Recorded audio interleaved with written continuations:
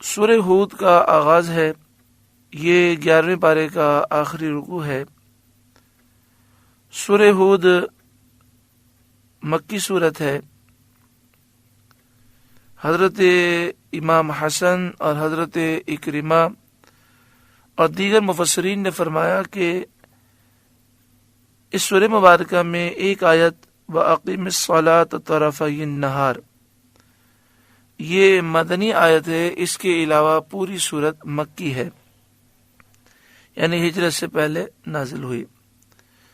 حضرت مقاتل رضی اللہ تعالی عنہ نے فرمایا کہ اس میں 3 آیتیں مدنی ہیں اور پوری سورت مکی ہے. ایک آیت فَلَعَلَّكَ تَارِكٌ، دوسری اولئک یؤمنون بہ، اور تیسری ان الحسنات یذہبن السیئات. اس میں 10 رکوع، 123 آیات اور 1600 کلمات اور 9567 حروف ہیں. ترمذی شریف میں ہے، حدیث پاک میں ہے، صحابہ کرام علیہم رضوان نے عرض کیا یا رسول اللہ صلی اللہ علیہ وسلم، حضور پر پیری کے آثار نمودار ہو گئے، یعنی بڑھاپے کے آثار نمودار ہو گئے. تو پیارا آقا صلی اللہ علیہ وسلم نے فرمایا مجھے سورہ ہود، سورہ واقعہ، سورہ عما یتساءلون یعنی سورہ نبا اور سورہ اذا الشمس کورت نے بوڑھا کر دیا. حضرت صدر الافاضل مولانا نعیم الدین مراد آبادی علیہ رحمہ فرماتے ہیں غالباً یہ اس وجہ سے فرمایا کہ ان صورتوں میں قیامت و بعث اور حساب و جنت اور دوزخ کا ذکر ہے. یعنی اس میں قیامت کا ذکر ہے، دوبارہ اٹھنے کا ذکر ہے، حساب کتاب اور جنت و جہنم کا ذکر ہے. تو جن صورتوں کو نبی اکرم صلی اللہ علیہ وآلہ وسلم نے ذکر فرمایا، جن کے سننے سے پڑھنے سے خوف خدا میں اضافہ ہوتا ہے، ان میں سورہ ہود بھی ہے. بسم اللہ الرحمن الرحیم، اللہ کے نام سے شروع جو بہت مہربان رحم والا. الف لام را حروف مقطعات میں سے ہیں جن کے معنی اللہ جانتا ہے اور اللہ کی عطا سے اس کے محبوب صلی اللہ علیہ وآلہ وسلم جانتے ہیں. کتاب احکمت آیاتہ، یہ کتاب ہے جس کی آیتیں حکمت بھری ہیں. جیسا کہ دوسری آیت میں ارشاد ہوا تلک آیات الکتاب الحکیم، یہ حکمت والی کتاب کی آیات ہیں. بعض مفسرین نے فرمایا کہ یہاں آیت میں احکمت آیاتہ فرمایا گیا تو احکمت کے معنی یہ ہیں کہ ان کی نظم محکم اور استوار کی گئی. اس صورت میں معنی یہ ہوں گے کہ اس میں نقص اور خلل راستہ نہیں پا سکتا، اس کی بنیاد بہت مضبوط ہے. ان قرآن مجید فرقان حمید کی آیات اس قدر مضبوط ہیں کہ نہ ان میں تبدیلی ہو سکتی ہے اور نہ ان آیتوں کے درمیان کوئی دوسری بات ڈالی جا سکتی ہے، اور نہ ان میں نقص نکالا جا سکتا ہے اور نہ ہی خلل نکالا جا سکتا ہے. یہ خلل سے، نقص سے پاک ہے اور اس کی بنیاد بہت مضبوط ہے. حضرت عبداللہ بن عباس رضی اللہ تعالی عنہما نے فرمایا کہ احکمت آیاتہ کہ معنی یہ ہے کہ کوئی کتاب ان کی ناسخ نہیں، جیسا کہ یہ دوسری کتابوں اور شریعتوں کی ناسخ ہے، توریت، انجیل، زبور اور دیگر آسمانی صحیفے، اور نبی اکرم صلی اللہ علیہ وآلہ وسلم سے پہلے رسولوں کی شریعتیں. ان تمام کو منسوخ کرنے والی کتاب قرآن مجید فرقان حمید ہے. جو قرآن نے احکام بیان کیے وہ تا قیامت قائم و دائم رہنے والے ہیں، یعنی انہی پر عمل کیا جائے گا۔ کوئی اس کے بعد کتاب نہیں جو قرآن کے احکام کو منسوخ کر سکے۔ ثم فصلت من لدن حکیم خبیر، پھر تفصیل کی گئی حکمت والے خبردار کی طرف سے، یعنی اللہ رب العالمین نے ان آیتوں کی تفصیل بیان فرمائی، اور سورت آیت آیت جدا جدا ذکر کی گئیں، علیحدہ علیحدہ نازل ہوئیں، عقائد میں اور احکام کے بارے میں، نصیحتوں کے بارے میں، قصوں اور غیبی خبروں کے بارے میں یہ کتاب تفصیل بیان کرتی ہے، یعنی اس کتاب میں تفصیل سے عقیدے بیان ہوئے، شرعی احکام، نصیحتیں، قصے اور غیبی خبریں بیان ہوئیں۔ اللہ تعبدوا الا اللہ، کہ بندگی نہ کرو مگر اللہ کی، صرف اللہ کی بندگی کرو۔ اننی لکم منہ نذیر و بشیر، بے شک میں تمہارے لیے اس کی طرف سے ڈر اور خوشی سنانے والا ہوں، یعنی میں ان لوگوں کو جو ایمان لانے والے اور اچھے اعمال کرنے والے ہیں انہیں خوشخبریاں سنانے کے لیے آیا ہوں، اور جو کفر اختیار کرتے ہیں اور اللہ کی نافرمانی کرتے ہیں انہیں ڈر سنانے کے لیے آیا ہوں۔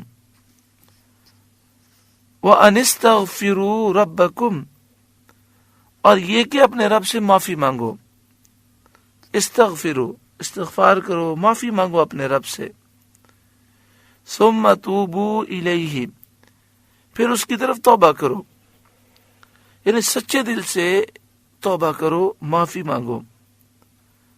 اور توبہ کی شرائط میں سے یہ ہے کہ انسان اپنے گناہوں پہ شرمندہ ہو اور یہ عزم کرے کہ اب میں آئندہ کبھی گناہ نہیں کروں گا، پھر توبہ پر انسان قائم و دائم رہنے کی کوشش کرے۔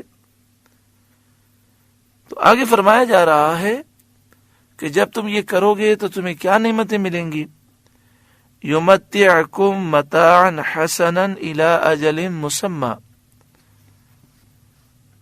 تو اللہ تعالیٰ تمہیں بہت اچھا برتنا دے گا ایک ٹھہرائے وعدے تک، یعنی جب تک تمہاری زندگی ہے دنیا میں تمہاری زندگی بڑی خوشحال گزرے گی، عمر لمبی ہوگی، خوب نعمتیں اور خوب رزق نصیب ہوگا، سکون و چین میں اضافہ ہوگا۔ اس سے معلوم ہوا کہ اخلاص کے ساتھ توبہ اور استغفار کرنا عمر کو لمبی کرنے کے لیے، یعنی عمر میں برکت پیدا کرنے کے لیے اور رزق میں برکت کے لیے سب سے بہتر عمل ہے۔ تو جو یہ چاہتا ہے کہ میری عمر لمبی ہو، میرے رزق میں برکت ہو، عمر میں بھی برکت ہو اور میں سکون و چین کی زندگی گزاروں، اسے چاہیے کہ وہ اخلاص کے ساتھ توبہ کرے اور استغفار کی کثرت کرے۔ وَيُؤْتِ كُلَّ ذِي فَضْلٍ فَضْلَهُ، اور ہر فضیلت والے کو اس کا فضل پہنچائے گا، یعنی جس نے دنیا میں اچھے اعمال کیے اور اللہ تعالیٰ کی فرمانبرداری کی اور جس کی نیکیاں زیادہ ہوں گی، اس کو جنت میں اس کے اعمال کے مطابق درجات عطا اللہ تعالیٰ فرمائے گا۔ بعض مفسرین نے فرمایا کہ آیت کے معنی یہ ہے کہ جس نے اللہ کے لیے عمل کیا، اللہ تعالیٰ آئندہ کے لیے اسے نیک عمل اور فرما برداری کی توفیق دیتا ہے، یعنی جب انسان اللہ کی رضا کے لیے کوئی اچھا عمل کرتا ہے تو سینہ روشن ہوتا ہے اور اللہ تعالیٰ مزید نیک اعمال کرنے کی توفیق عطا فرماتا ہے۔ اس سے معلوم ہوا کہ شروع میں نیک عمل کرنا مشکل ہوتا ہے، نفس و شیطان رکاوٹ بنتے ہیں، شیطان یہ کہتا ہے کہ تجھے لذت نہیں آ رہی، مزہ نہیں آ رہا، لیکن انسان شیطان کی باتوں میں نہیں آتا اور بالجبر عبادت کرتا ہے، فرمانبرداری کرتا ہے، تو پھر اللہ تعالیٰ اس کے لیے نیک اعمال آسان کر دیتا ہے، اور نیک اعمال سے اور عبادت سے انسان لذت اور سکون پاتا ہے۔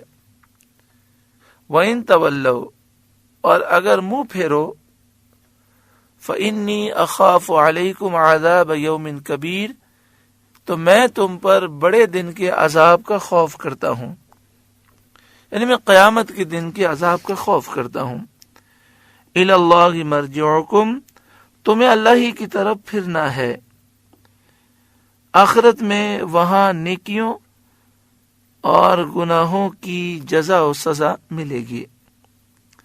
وَهُوَ عَلَى كُلِّ شَيْءٍ قَدِيرٌ، اور وہ ہر شے پر قادر ہے، دنیا میں روزی دینے پر بھی وہ قادر ہے، موت دینے پر بھی، موت کے بعد زندہ کرنے پر بھی، اور ثواب اور عذاب دینے پر بھی وہ قادر ہے۔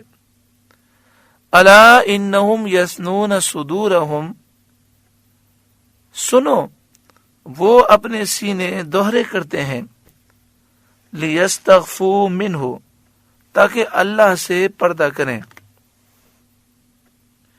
الا سنو، حین یستغشون ثیابہم، جس وقت وہ اپنے کپڑوں سے سارا بدن ڈھانپ لیتے ہیں، یعلم ما یسرون وما یعلنون، اس وقت بھی اللہ ان کا چھپا اور ظاہر سب کچھ جانتا ہے۔ انہ علیم بذات الصدور، بے شک وہ دلوں کی بات جاننے والا ہے۔ حضرت عبداللہ بن عباس رضی اللہ تعالی عنہما نے ارشاد فرمایا کہ یہ آیت اخنس بن شریق منافق کے بارے میں نازل ہوئی۔ یہ بہت شیریں گفتار شخص تھا، بہت میٹھی گفتگو کرتا تھا، رسول کریم صلی اللہ علیہ وآلہ وسلم کے سامنے آتا تو بہت خوشامد کی باتیں کرتا اور دل میں بغض، عداوت اور دشمنی کو چھپائے رکھتا۔ اس پر یہ آیت نازل ہوئی۔ معنی یہ ہے کہ وہ اپنے سینوں میں عداوت، دشمنی چھپائے رکھتے ہیں، جیسے کپڑے کی تہ میں کوئی چیز چھپائی جاتی ہے۔ اسی طرح بعض منافقین کی عادت تھی کہ جب رسول کریم صلی اللہ علیہ وآلہ وسلم کا سامنا ہوتا تو سینہ اور پیٹھ جھکاتے اور سر نیچا کرتے اور چہرہ چھپا لیتے تاکہ انہیں رسول کریم صلی اللہ علیہ وآلہ وسلم دیکھ نہ پائیں۔ تو اس آیت میں ان کا رد کیا گیا اور فرمایا گیا کہ اللہ تعالیٰ سب کچھ جانتا ہے۔ امام بخاری نے افراد میں ایک حدیث روایت کی کہ مسلمان بول و براز و مجامعات کے وقت اپنے بدن کھولنے سے شرماتے تھے، یعنی انسان کی جو طبعی حاجتیں ہوتی ہیں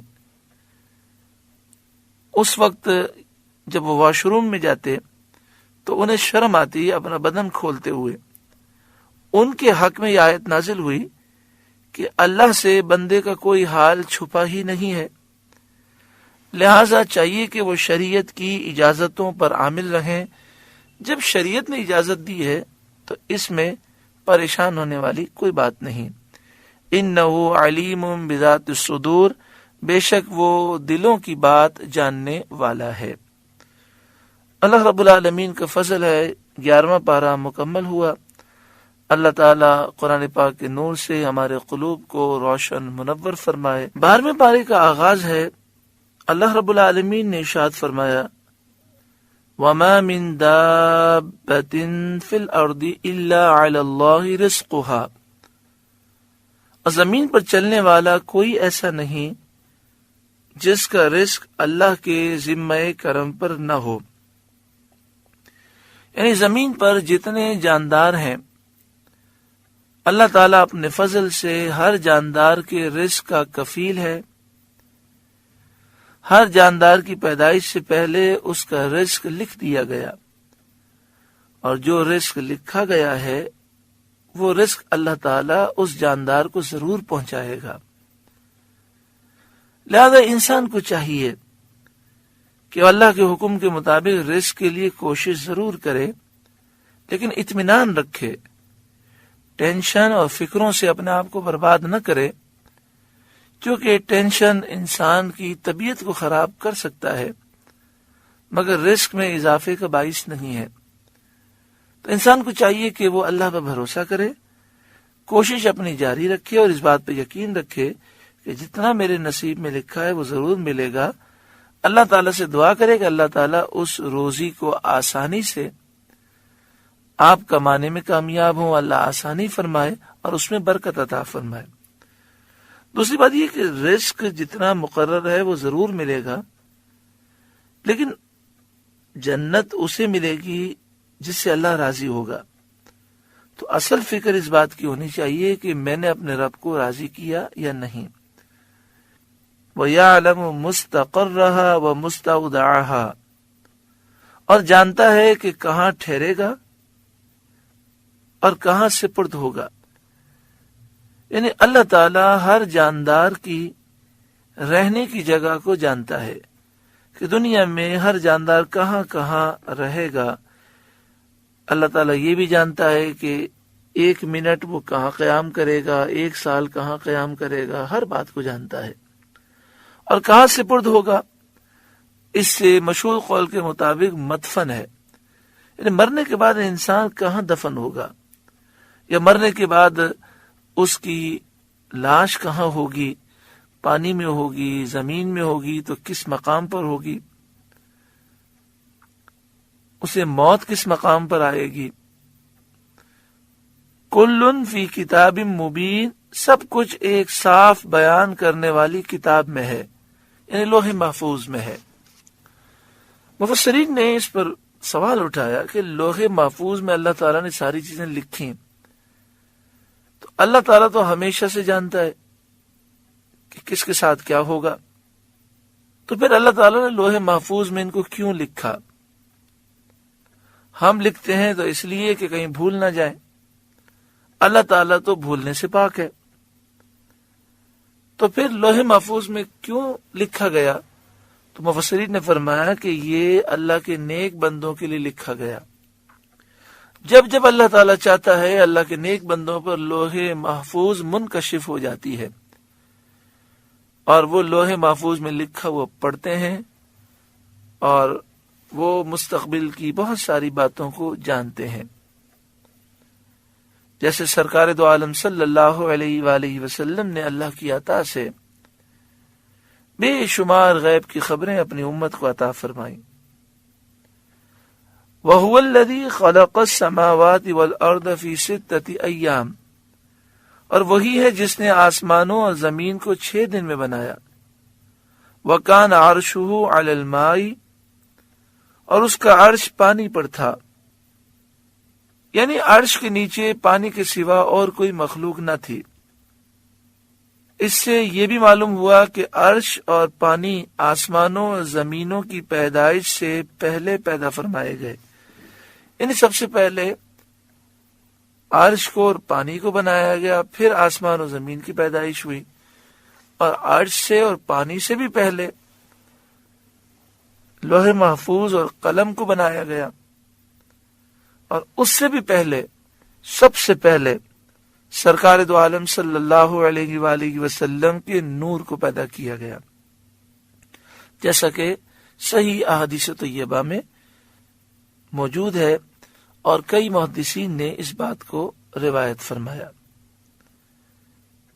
تو اللہ تعالیٰ نے آسمان و زمین، عرش، یہ ساری چیزیں پیدا کی، لِيَبْلُوَكُمْ أَيُّكُمْ أَحْسَنُ عَمَلًا، تاکہ تمہیں آزمائے تم میں کس کا عمل اچھا ہے۔